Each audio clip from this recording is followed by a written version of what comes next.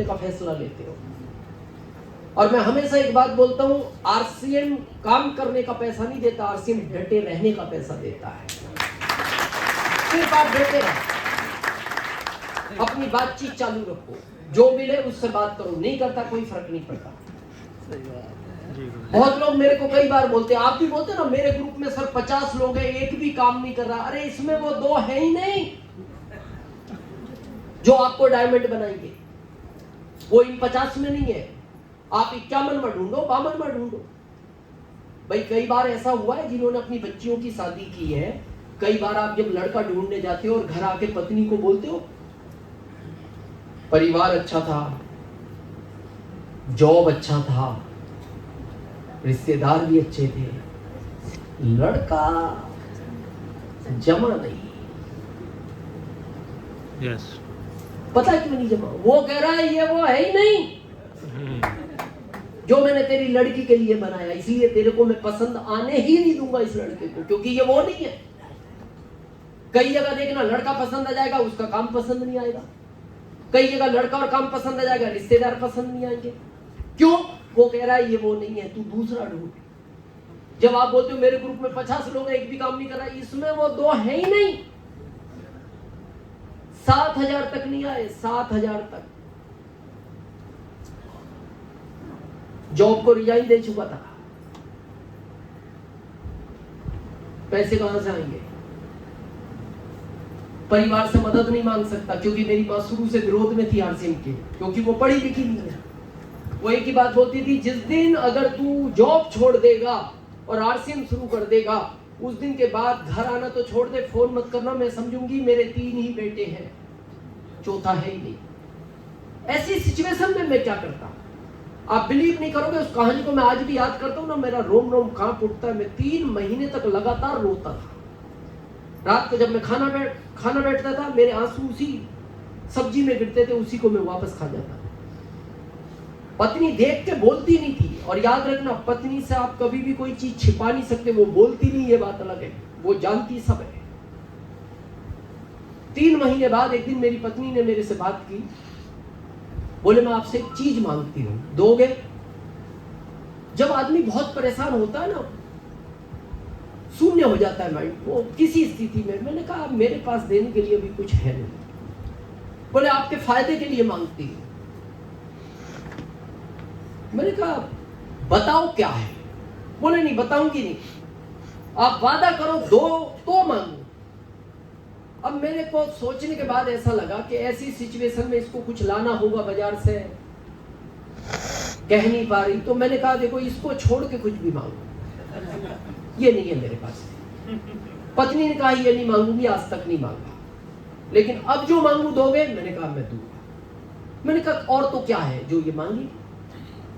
उसने आखिरी में कहा मेरा आपसे एक निवेदन है, आप आरसीएम छोड़ दो।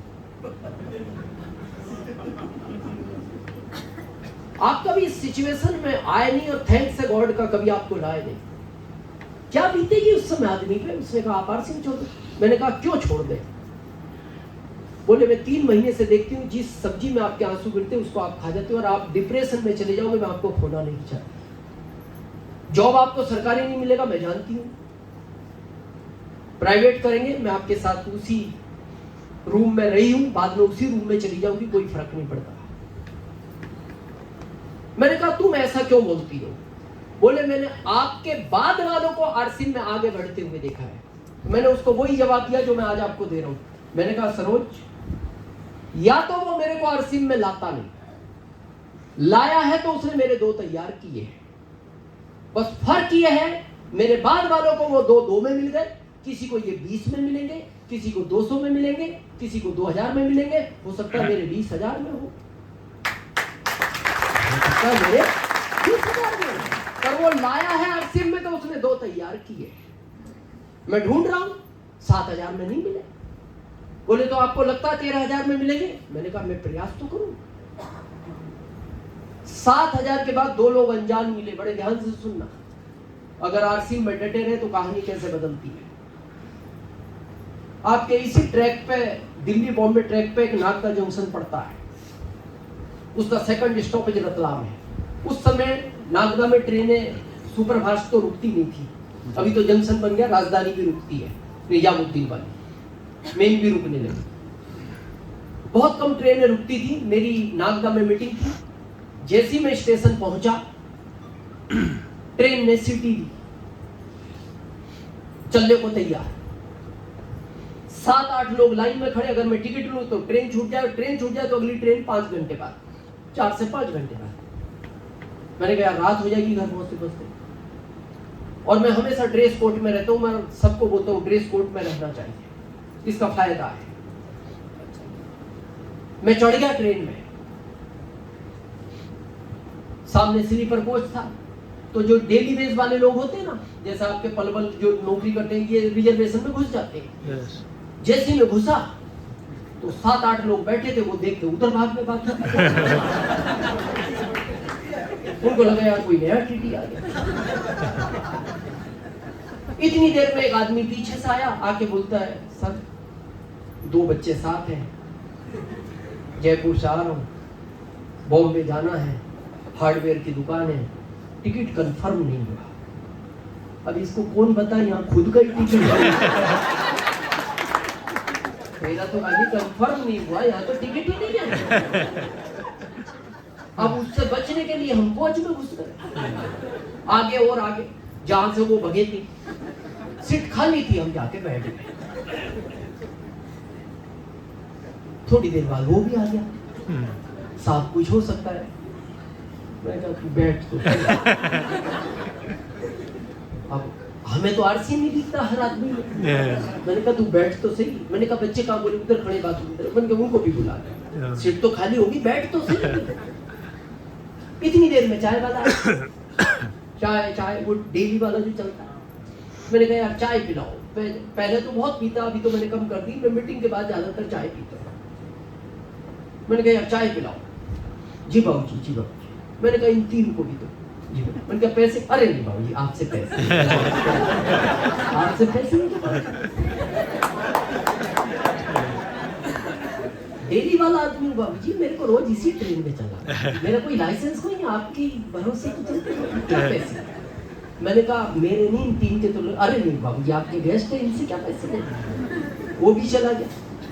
फिर ये बोला सर रात का सफर है, कुछ होगा।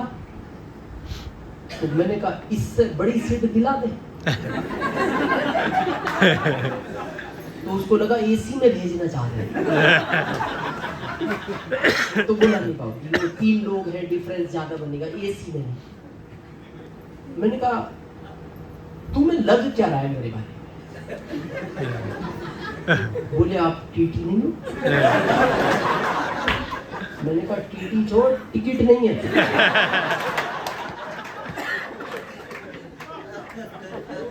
बोले फिर बाबू जी आप तो देखते हैं 8-10 लोग तो भाग। मैंने कहा वही हम सोच रहे हैं। बोले उसने चाय के पैसे नहीं लिए। मैंने कहा उसी सीट की बात कर रहे हैं। बोले वो ऐसी क्या सीट है। मैंने कहा ये वाली, जिसके चक्कर में सब भाग रहे हैं। तो उसे लगा कुछ बड़ा काम है। बोले फिर समझाओ। उसको समझाया। पहले आपको पता है ये जो हमारे सीनियर लोग बैठे, पहले हफ्ते में 1 आध ज्वाइनिंग होती थी, डेली तो होती नहीं थी। और जिस दिन डेली हो जाए हमें लगता था आज बोनी हो गई। तो जैसे ही उसे प्लान दिखाया, उसने कहा बाबूजी ये काम मैं तैयार हूं करने, आप बॉम्बे आओगे मदद करने। मतलब मदद करने हम आएंगे, लोगों को इकट्ठा करना तुम्हारा काम है, समझाएंगे हम। बोले लोगों की छोड़ दो बाबूजी, 3000 लोग तो उधारी वाले हैं मेरे पास। इन्हें तो फोन करते ही आएंगे। अब ये तो ट्रेडिशनल का आदमी, अब इसे क्या पता इधर कैसे आते हैं। तो मैंने कहा देखो 3000 नहीं आएंगे, शुरू में लोग आएंगे 100, 3 को बुलाओगे तुम। अरे नहीं बाबूजी, मैंने कहा हॉल बड़ा मत करना, 100 लोगों का करना। इसने 1000 का हॉल कर दिया, लोग आए 13। 3 तो यही, 2 बाप बेटे, 3 ये, 1 माइक वाला, 1 कुर्सी वाला, 5। बाकी लोग आए नहीं। अब मैंने कहा जब आए गए तो तुम तो समझो पहले। इनको बैठ के समझाया तो जो नए लोग थे ना, वो पता क्या बोलते, सर इसने अगर ऐसा बताया होता ना पहले, इस हॉल में पैर रखने की जगह नहीं मिलती, इसने समझाया ही ठीक नहीं। आज समझ में आया आरसीएम, तो उन्होंने उसी समय ज्वाइन करा। आप अगले महीने आओ, इससे बड़ा हॉल करेंगे। और बड़ा तो क्या, हम तो सोच रहे हैं खुला कर लें। मैंने कहा खुला छोड़ दो, ये भी नहीं करना, 100 लोगों का करना है। अरे नहीं बाबूजी, सब लोग आएंगे फिर इमेज खराब होगी, कहाँ बैठेंगे। मैंने कहा तुम, मैं बैठाऊंगा ना, तुम 100 का करो। तो भी उन्होंने 500 लोगों का कर लिया, लोग आए 18। ये सिलसिला बॉम्बे चालू हुआ। ये वही व्यक्ति है जो चलती ट्रेन में मिला। दूसरा, मैं रतलाम से भीलवाड़ा जा रहा था कंपनी के काम से, तो मंदसौर से एक आदमी चढ़ा बस में। अब जो मैं आपको बताने जा रहा हूं, इस सिस्टम में केवल लगे रहो। हमें पता शर्म क्या आती है, हम मांगना नहीं चाहते, और अच्छा काम भी नहीं है। आरसीएम आदमी पता क्यों नहीं करता, उसे मांगने जैसा लगता है। जाके यार दोस्त को कहते करना कर, उसे लगता है इससे तो मैं ऐसा भीख, जबकि वो उसकी जिंदगी बनाना चाहता है, पर उसे ऐसा लगता है ये तो मांगने जैसा काम हो गया। या किसी रिश्तेदार के भाई सर 4 बार आ गया यार, प्रोडक्ट ही तो लेने, तुम समझ ही नहीं। ये काम अच्छा नहीं लगता। देने वाला काम अच्छा है। यस। तो आज मैं देने वाला सूत्र दूं आपको। यस। जैसे ये व्यक्ति बस में चढ़ा, आप भी सफर करते हो ट्रेन और बस में? Yes. खाली चलती है सारी बसें ट्रेन भारी। पैक। जैसे ही बस में कोई आदमी चढ़ता है या ट्रेन में, क्या करता है, जाते जगह ढूंढ, कहाँ जगह है। जैसे ही उसकी निगाह आप पर आए, कुछ नहीं करना, हल्का सा स्माइल, वो समझ जाएगा कि ये बैठा सकता है, चाहता है कि मैं भी बैठूं। तो धीरे धीरे आएगा आपके पास तक, कुछ नहीं करना। जैसे आए ऐसे हो जाओ, थोड़ा 4 इंची जगह दे दो, क्या फर्क पड़ा। ट्रेन घर की अपने के घर लेके जाएंगे, इसको जगह ही नहीं देनी। बहुत देखना, लोग ट्रेन में आदमी देखते और ऐसे हो जाते हैं, कई लोग रहते हैं, उनका आरसीएम नहीं चलता। जो देख के और ऐसे हो जाएगा, बैठेगा, देखना बैठती खुश होता है। आती पता आपको क्या कहेगा, धन्यवाद। आप कहना धन्यवाद की कोई जरूरत नहीं, मेरे घर की ट्रेन नहीं है, मेरे को भी 100 किलोमीटर जाना, आपको भी जाना, बैठ जाना। खुश होगा। और फिर पता आपसे क्या कहेगा, कहां से आ रहे हैं? आप कहना मैं मथुरा से आ रहा हूं, पलवल जाऊंगा। आप, हाँ मैं भी मथुरा से आ रहा हूं, मैं भी पलवल जाऊंगा। फिर आप पूछो आप करते क्या हो, तो बताएगा। Yes. जो जो भी प्रोफेशन में होगा, किसान होगा, डॉक्टर होगा, वकील होगा। तो आदमी का नेचर है, जब आप पूछोगे फिर वो आपसे पूछेगा आप क्या करते हैं। फिर मन मन कहना इसीलिए बैठाया है। भाई पूरी बस में किसी ने नहीं बैठाया, हमने बैठाया, कारण होगा। अब वो कह रहा है आप क्या करते हो, अब वो मांग रहा है, अब आप देने वाले हो गए, दिखा दो उसको आरसीएम का प्लान। यस। ये बस में दिखाया, टीचर थे ये प्रतापगढ़ राजस्थान के, चित्तौड़ उतरना था। दोनों ने आरसीएम शुरू किया, 2 साल बाद दोनों रूबी बने, और उसी साल दिनेश चौधरी स्टार रूबी बने। बस मेरा आपसे भी निवेदन है, लगे रहना। हमारे यहाँ एक प्रथा है, जब हमारे यहाँ शादी होती है ना, शादी, यस, शादी कितने फेरे होते हैं? 7। पंडित जी हर फेरे पे एक वचन बुलवाते हैं। किसी को 7 वचन, उस समय आदमी क्या एक्साइटमेंट में भूल जाता है। मेरे को भी नहीं है, लेकिन देखना जैसी 7वां फेरा आता है तो पंडित जी एक बात बोलते हैं दूल्हे को, अगर आपको याद रही होगी। बोले बेटा 6 वचन भूल जाएगा तो चलेगा, 7वां याद रखना। वो पूछता है क्या? कैसी भी सिचुएशन आए इसको छोड़ना मत। किसको? वो उस समय हो सकता है हमें हंसी में लगे, पर पता वो क्यों बोलते हैं?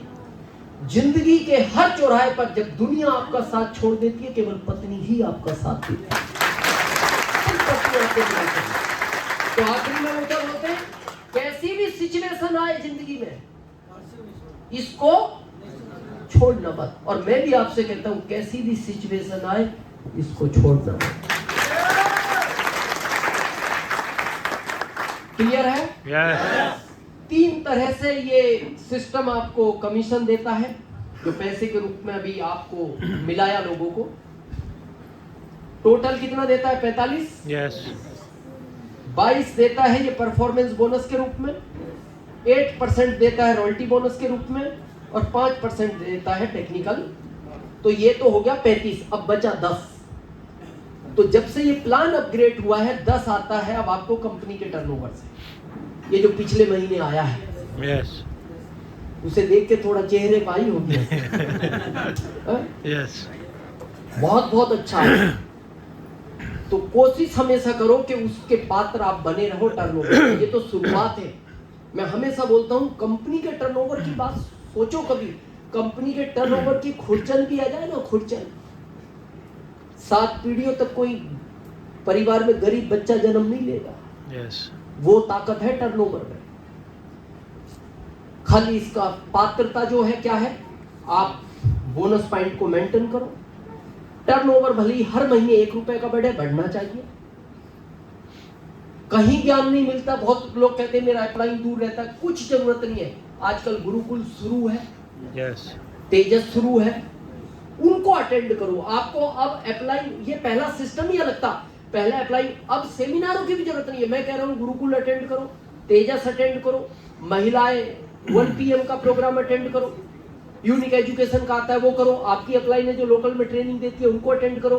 बाकी कोई ज्यादा अब टेंशन लेने की आवश्यकता नहीं है। ये पहले वाला आरसीएम नहीं बचा, बहुत अपडेट हो गया। जब यहां तक सिस्टम चलेगा, थोड़ा ऐसा चलेगा, ऊपर नीचे। पता है क्यों घटता बढ़ता है? यहां आपकी नॉलेज की कमी है। यस क्योंकि जितना आपको आता है इतना आप सिखाते हो, और सामने वाला उससे ज्यादा सीखना चाहता है, आपके पास उसका उत्तर नहीं है। इसीलिए ये बढ़ता है घटता है। कब बढ़ता है? जब आप ये आरसीएम किसी को समझाने गए, आपने उसको समझा दिया तो आरसीएम बढ़ता है। जब ये आरसीएम आप किसी को समझाने गए, उसने आपको समझा दिया, ये घटता है। यस तो ये घटता है। आप भारत के आदमी का नेचर नहीं समझते। भारत का आदमी का पता कैसी नेचर है? भारत का आदमी अपने दुखों से दुखी नहीं है, यस वो दूसरों के सुखों से दुखी है। आप देखना, बाहर जाके किसी को आरसीएम समझाओ तो उसकी ये इच्छा नहीं है मैं आरसीएम कर लूं, नहीं है तो कोई बात नहीं, स्वतंत्र भारत है। Yes. पर वो ये चाहता है इसका कैसे छुड़ाऊं। और वो देखना आपको अलग अलग बात करेगा। कल से वो पिकअप सेंटर बंद हो गया, कल से ये बंद हो गया, कल से कंपनी बंद हो गई। तो उसको कहना जब तक तू ज्वाइन नहीं हो रहा, जब तक ही ये कंपनी चल रही है। जिस दिन तू ज्वाइन होगा उसी दिन सब बंद होगा। तो तू अभी वहीं है, तू मत आ, नहीं तो सब बंद हो जाएगा, भारत ही बंद हो जाएगा। अब वो क्यों कर रहा है? वो आपका छुड़ाना चाहता है। ये नेचर है। थोड़ा समझे कैसा नेचर? यस एक बार 3 दोस्त थे, गांव के रहने वाले थे। अचानक उनका प्लानिंग बना, यार बहुत टाइम से कहीं गए नहीं, चलो घूमने चले। तो एक ने कहा कहाँ चले? बोले बॉम्बे का बड़ा नाम सुना है, बॉम्बे चलो। चले गए बॉम्बे। बॉम्बे जाने के बाद पहली बार जिंदगी में इतना पानी देखा, क्योंकि गांव में तो छोटा मोटा तालाब था, वहां समुद्र, जहां तक देखा जाए वहां तक पानी पानी, किनारा कहीं दिखता नहीं। तो एक ने कहा यार इतना भी पानी होता है? बोले हाँ ये पानी है। तो दूसरे ने कहा घूमता है क्या पानी में? तीसरा बोलता नहीं यार अपने में से कोई तैरना नहीं जानता। तो एक ने आइडिया दिया, देख नाव खड़ी है इंजन वाली, पूछो जाके, उससे घूम के आए जब इतनी दूर आए हैं। तो नाव के मालिक के पास गए, उसने कहा देखो ड्राइवर आज छुट्टी पे है, तुम में से अगर कोई चलानी जानता है तो ले जाओ, 1 घंटे का 1000 लगता है। तो दूसरे ने उसे मोटिवेट किया, बोले तू ट्रैक्टर चलाना जानता है? उसने कहा यार ट्रैक्टर से इस नाव का क्या लेना देना? अरे वही तो है, इसमें वही इंजन जो ट्रैक्टर में होता है, वही स्टीयरिंग, वही एक्सीलेटर। ट्रैक्टर तो और भी रास्ते पे चलाना पड़ता है, या तो कहीं ऐसे किधर भी ब्रेक लगाने की आवश्यकता नहीं, सामने कुछ आता नहीं।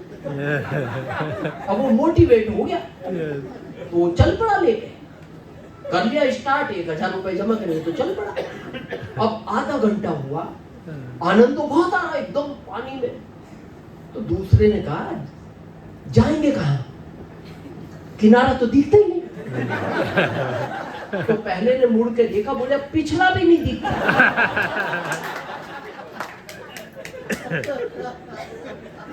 वो तो घबरा गए, नए लोग थे, यार ना अगला ना पिछला, क्या करेंगे? तीसरे ने कहा तू मोड़ भाई, जिधर से आया उधर तो चल कम से कम यार, मारोगे क्या? अब वो तो ट्रैक्टर वाली प्रैक्टिस, उसने तुरंत मोड़ लिया। अब वो नाव को थोड़ा सा घुमा के मोड़ना पड़ता है। अब वो समुद्र में क्या लहरें चलती रहती है, उसने तुरंत मोड़ा, अचानक लहर आई, टकरा गई नाव से और नाव डूबने लगी। अब नाव डूबने लगी तो वो भी डूबने लगे। अब हमारे यहाँ कहावत है, मरता क्या नहीं करता। और वो जैसे तैसे हाथ पैर मारते गए तो समुद्र के बीच में टापू था, उस पे चढ़ गए। जान तो बच गई तीनों की। दूर दूर तक आदमी दिखाई ना दे, आवाज दे कोई सुनने वाला नहीं, घबरा गए। ऐसे में आदमी किसको याद करता है? भगवान। उन्होंने भगवान को याद किया, भगवान प्रकट हुए। भगवान ने कहा बेटा वैसे कलयुग में मैं आता तो नहीं, पर मैं तुम्हारी मेहनत से खुश होकर आया। तुम में से कोई भी तैरना नहीं जानता, फिर भी बच गए यार, कितने इसलिए मैं बड़ा खुश हूं और मैं आया हूं तो मैं कुछ दूंगा। मेरा आज वरदान है तुम्हें, जो चाहो मांग लो, दुनिया की हर चीज दे सकता हूं, पर शर्त यह है एक बार में मांगना, ऑप्शन दोबारा नहीं मिलेगा, सोच के मांग लो, 5 मिनट सोच लो। 5 मिनट बाद सोचने के बाद भगवान ने पूछा, सोचा, पहला बोलता है प्रभु अगर आपका वरदान है आप खुश हो तो मेरे को अमेरिका का सबसे अमीर आदमी बना दो। भगवान ने कहा तथास्तु, और जैसी तथास्तु का एक गायब हो गया, जहां पहुंचना था पहुंच गया। अब कितने बचे? 2। दूसरे को पूछा, बोल बेटा तू क्या चाहता है? बोले प्रभु उसको अमेरिका का बनाया, मेरे को भारत का बना दो। भगवान ने कहा तथास्तु, क्योंकि वरदान था। जैसी तथास्तु का दूसरा भी गायब हो गया। अब कितने बचे? फिर उसको पूछा, बोल बेटा तू क्या मांगता है? दोनों पे। बोले प्रभु अभी जो 2 यहाँ से गए हैं इनको वापस यही लाओ।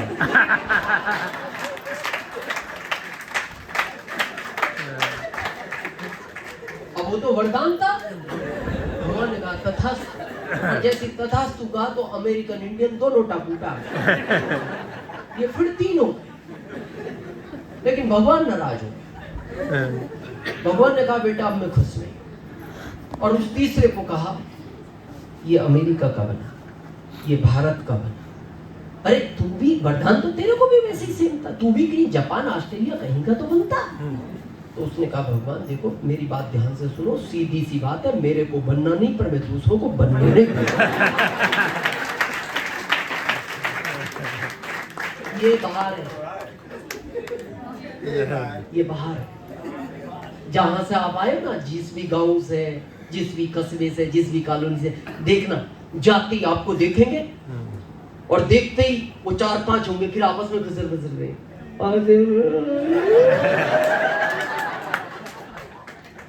ये डिस्टर्ब हो जाता है, बोले यार मैं अच्छा खासा गया, ये क्या खुसर फुसर कर रहे हैं? ये वही है, 2 को इधर ले आओ। इसी के लिए ये ट्रेनिंगें होती है कि आप इनसे कैसे बचोगे, आपके पास उनके प्रश्न का उत्तर कैसे होगा। क्लियर है?